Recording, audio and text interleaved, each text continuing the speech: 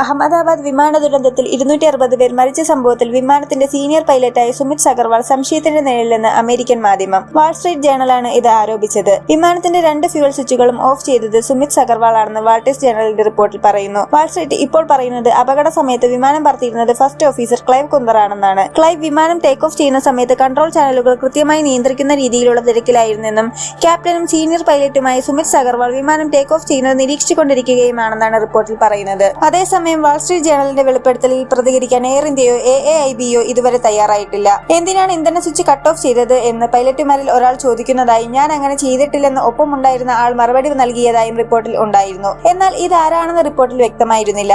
അഹമ്മദാബാദിൽ നിന്ന് പറന്നുയരുമ്പോൾ first ഓഫീസറായിരുന്ന Clive കുന്ദറാണ് വിമാനം പറത്തിയിരുന്നതെന്നും ഇദ്ദേഹമാണ് ക്യാപ്റ്റൻ സുമിത് സഗർവാളിനോട് എന്തിനാണ് ഇന്ധന സ്വിച്ച് കട്ട് ഓഫ് ചെയ്തതെന്ന് ചോദിച്ചതെന്നുമുള്ള തരത്തിലാണ് US മാധ്യമങ്ങളുടെ റിപ്പോർട്ട്. പരിചയസമ്പന്നനായ സുമിത് സഗർവാൾ 15,638 മണിക്കൂറും ക്ലൈവ് 3,403 മണിക്കൂറും വിമാനം പറത്തിയിട്ടുള്ളവരാണ്. ടേക്ക് ഓഫിന് പിന്നാലെ വിമാനത്തിന്റെ ഇന്ധന സ്വിച്ച് റണ്ണിൽ നിന്നും നിമിഷനേരം കൊണ്ട് കട്ട് ഓഫിലേക്ക് മാറിയെന്നും തിരികെ ഓൺ ആയെങ്കിൽ വിമാനം അപ്പോഴേക്കും അപകടത്തിൽപ്പെട്ടുവെന്നുമായിരുന്നു പ്രാഥമിക റിപ്പോർട്ടിൽ വ്യക്തമാക്കിയിരുന്നത്. ഇന്ധന സ്വിച്ച് ഓഫായതോടെ വിമാനത്തിന് ട്രസ്റ്റ് നഷ്ടപ്പെടുകയും കൂപ്പുകുത്തുകയുമായിരുന്നു. ഈ സമയത്ത് വിമാനത്തിന്റെ റാറ്റ് പുറത്തു വന്നതും ദൃശ്യങ്ങളിൽ വ്യക്തമായിരുന്നു. അതേസമയം അപകടം നടന്ന സ്ഥലത്ത് നടത്തിയ പരിശോധനയിൽ വിമാനത്തിന്റെ ഇന്ധന സ്വിച്ച് റൺ പൊസിഷനിലാണ് കണ്ടിരുന്നത്.